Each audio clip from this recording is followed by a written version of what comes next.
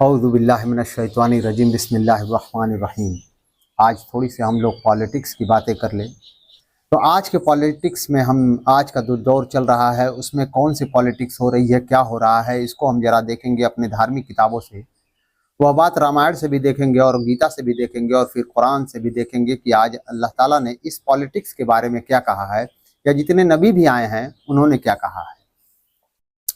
शुरू करते हैं हम रामायण से। रामायण में कहा गया है कि किसी इंसान को अगर सत्ता दी जाती है उसके दो कारण होते हैं, या तो उसके पुण्य में बढ़ोतरी करना होता है या तो उसके पाप में बढ़ोतरी करना होता है। उसमें रामायण में लिखा हुआ है कि जो राजा के राज्य में अगर पुण्य होता है तो जो पुण्य प्रजा को मिलती है उस पुण्य का श्रेय राजा को भी जाता है, और जिस राजा के राज्य में पाप होता है, जो पाप प्रजा ने किया उसका तो उसे मिलता ही मिलता है, और जो राजा होता है उस पाप का भागीदारी राजा भी होता है। आज आपको ये समझ में आता होगा कि कैसे लोग जो हैं, जो इतने मतलब क्रिमिनल हैं और न जाने कितने केस हैं उनके ऊपर, फिर भी वो इस सत्ता में आ जा रहे हैं और जीत करके आ रहे हैं। असल में क्या है कि सत्ता तो ईश्वर देता है। कुरान में अंकबूत की आयत है, आखिरी आयत है कि अल्लाह ताला कहता है कि तुम जिस चीज के लिए कोशिश करोगे मैं तुम्हें दे दूंगा। जिस चीज के लिए, अच्छाई के लिए, बुराई के लिए, जिस चीज के लिए तुम कोशिश करोगे मैं तुम्हें दे दूंगा। और सही बुखारी की यह हदीस है जो मैं आपको पढ़ के सुनाता हूं। सही बुखारी हदीस नंबर 59 यानी 59। वो कयामत के बारे में पूछने वाला कहाँ गया? एक बद्दू आया और आकर के पूछा कि कोई है जो मुझे बताए कि कयामत कब आएगी। तो अल्लाह के रसूल सल्लल्लाहु अलैहि वसल्लम ने कहा, वो कयामत के बारे में पूछने वाला कहाँ गया? उस देहाती ने कहा, हुजूर मैं यहाँ मौजूद हूँ। आप सल्लल्लाहु अलैहि वसल्लम ने कहा, जब अमानत ईमानदारी दुनिया से उठ जाए तो कयामत होने का इंतजार करना। उसने कहा, ईमानदारी उठने का क्या मतलब है?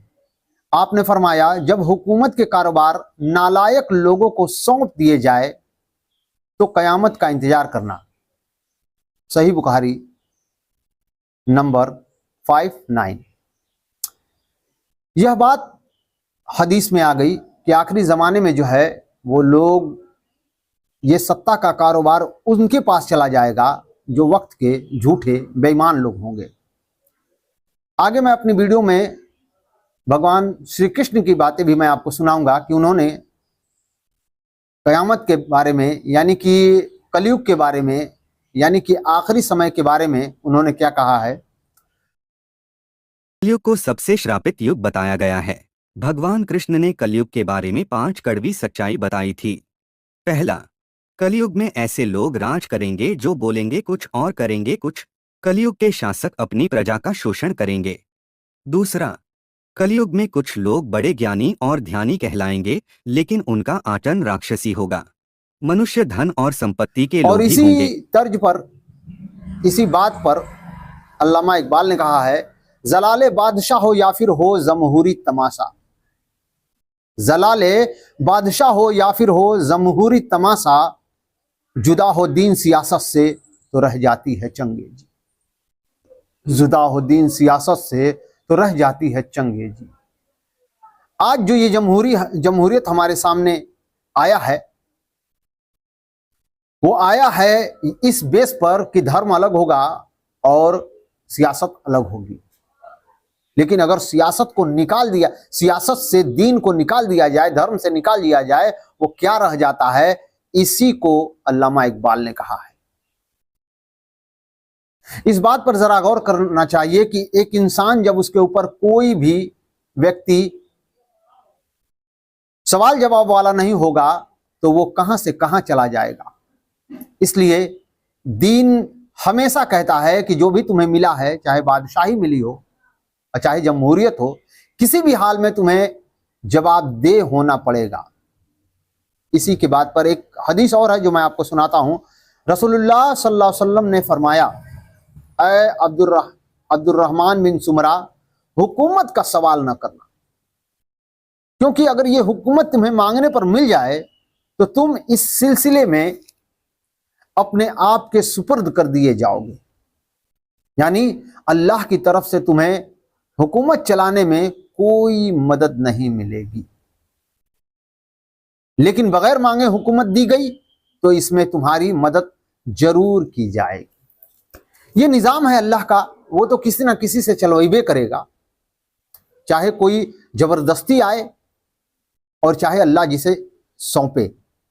लेकिन आप देखते हैं कि जिस चीज में जबरदस्ती होती है वो मुआशरा कैसे चलता है, और जिस चीज को इंतजाम किया जाता है वो मुआशरा कैसे चलता है। मैं आपको लेकर के चलना चाहता हूं उस समय जब ये जमहूरियत पहली बार मोहम्मद सल्लल्लाहु अलैहि वसल्लम ने कायम किया। अब राजा के पेट से राजा नहीं होगा, यह बात अल्लाह के रसूल ने 1400 साल पहले आवाम को दे दिया। आवाम अब इतनी बाशऊर हो चुकी है कि वो अपना राजा खुद ही अपने चुनेगी। लेकिन बात वहां से चल करके जब यहां आई, आज 1400 साल बाद, तो वहां पहले हम देखते हैं कि कैसे वहां का जमहूरी निजाम था वो चुना गया। जो पहला निजाम चुना गया वो तो आनन फानन में अबू बकर को चुन लिया गया, लेकिन दूसरा निजाम जो चुना गया वो उमर फारूक से लेकर के 6-7 सहाबा को एक कमरे में बंद कर दिया गया और कहा गया कि इसमें से जो बेहतर है तुम खुद चुन लो।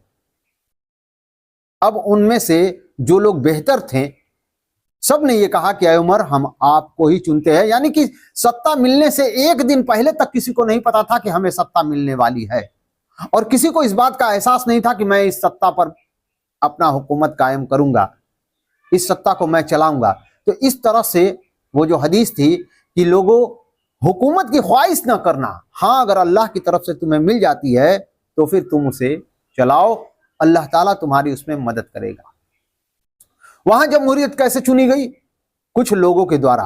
अब वो चुन करके लाते लाते लाते लाते यहां 1400 साल बाद जब भारत में कॉन्स्टिट्यूशन बनाया गया, उस कॉन्स्टिट्यूशन में यह दिया गया कि अब आवाम जो है वो अपना राजा चुनेगी। हालांकि यहां पर शब्द को बदल करके बड़ी खूबसूरत और चतुराई से उस राजा की जगह उन्होंने क्या कर दिया? सेवक कर दिया। लेकिन यह जनता के साथ एक बहुत बड़ा धोखा है, क्योंकि आंखों से समझ में आता है कि वह जो चुना गया है वो सेवक है या राजा है। अब बात हम आगे लेकर के चलते हैं, और यही कि वो जो जमहूरियत में लिए ये चुना गया कि आवाम चुनेगी कि हमारा सेवक कौन होगा। तो मैं ये पहले आपसे कहना चाहता हूं कि कोई भी दीवार जब ऊंची जाती है तब समझ में आता है कि वो टेढ़ा है कि सीधा है। आज 70 साल बाद यह बात समझ में आ रही है कि ये जो जमहूरियत को चुनाव है वो सही नहीं। जो व्यक्ति जिस काम के लिए चुना जाता है उसे पता ही नहीं चलता है कि मुझे क्या करना है और मैं क्या करूंगा। अच्छा, जब ये चुनाव का सिस्टम चला था तो लोगों को ये मालूम था कि किसी को कुछ पता नहीं चलेगा कि किसने किसको वोट दिया, और इसमें शक नहीं। पहला चुनाव हुआ, किसी को नहीं पता चला किसने वोट दिया। दूसरा चुनाव हुआ, किसी को नहीं पता चला किसने वोट दिया। तीसरा चुनाव हुआ, किसी को नहीं पता चला हुआ। लेकिन ये वक्त धीरे धीरे बीतते बीतते, जैसे कि आप यूं मिसाल के तौर पर समझे कि आप एक ईंटा रखते हैं, यानी एक ईंटा की जोड़ैया करते हैं, तो पता नहीं चलेगा कि वह टेढ़ा है कि सीधा है, वह दीवार टेढ़ी जा रही कि सीधा। दूसरी रखते हैं, तीसरी रखते हैं, चौथी रखते हैं, पांचवी रखते हैं, छठवीं, 7वीं, 8वीं, 9वीं, 10वीं, तब समझ में आता है कि अरे यार ये तो लग रहा है दीवार टेढ़ा जा रहा है, कुछ एहसास होता है। उसी तरह आज 75 साल बाद यह हमें एहसास हो गया कि ये जो हमने चुनावी प्रक्रिया रखी थी कि कोई नहीं जान पाएगा कि हम जो वोट किसको दे रहे हैं वो पता नहीं चलेगा। लेकिन आज ये सबको पता चल गया कि कौन किसको वोट दे रहा है, और इस वोट देने पर इतना बड़ा फसाद हुआ, इतना बड़ा धमाका हुआ कि सत्ता की विरोधी जनता हो गई।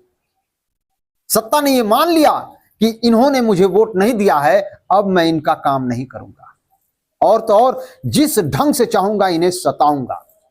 लेकिन अब मैं आपको फिर लेकर के चल जाना चाहता हूं वहां मोहम्मद साहब सल्लल्लाहु अलैहि वसल्लम के जमाने में, कि वहां जब चुना गया तो कुछ इंटेलेक्चुअल लोग बैठे और कहें कि ये सत्ता चलाएंगे और बाकी आवाम जो है उनकी सत्ता को फॉलो करेगी, क्योंकि आवाम नहीं जानती है कि मैं किसको चुनूं। उसे एहसास नहीं होता है कि मैं किसको चुनूं। वो तो अपने जीने खाने में परेशान रहती है और एक दिन डंका बज जाता है कि इलेक्शन आ गया, आपको अपना सेवक चुनना है। लेकिन नहीं, अगला जो चुनाव होगा फिर वही चुनाव सफल होगा। जैसे इमाम मेहदी का जो चुनाव होगा तो उनको सारे दुनिया के लोग मिल करके वोट नहीं डालेंगे। कुछ लोग होंगे इंटेलेक्चुअल जो ये समझ रखते होंगे कि अब सत्ता सिर्फ यही चला सकते हैं, बाकी किसी के बस का नहीं है, तो फिर वही रूल अपनाया जाएगा कि कुछ इंटेलेक्चुअल लोग उन्हें चुनेंगे और उनकी बात मानेंगे। वह है जो सत्ता को कायम करेंगे और लोगों के लिए इंसाफ। ये थी आज सत्ता की कुछ बातें अपने धर्म बुक और किताबों के जरिए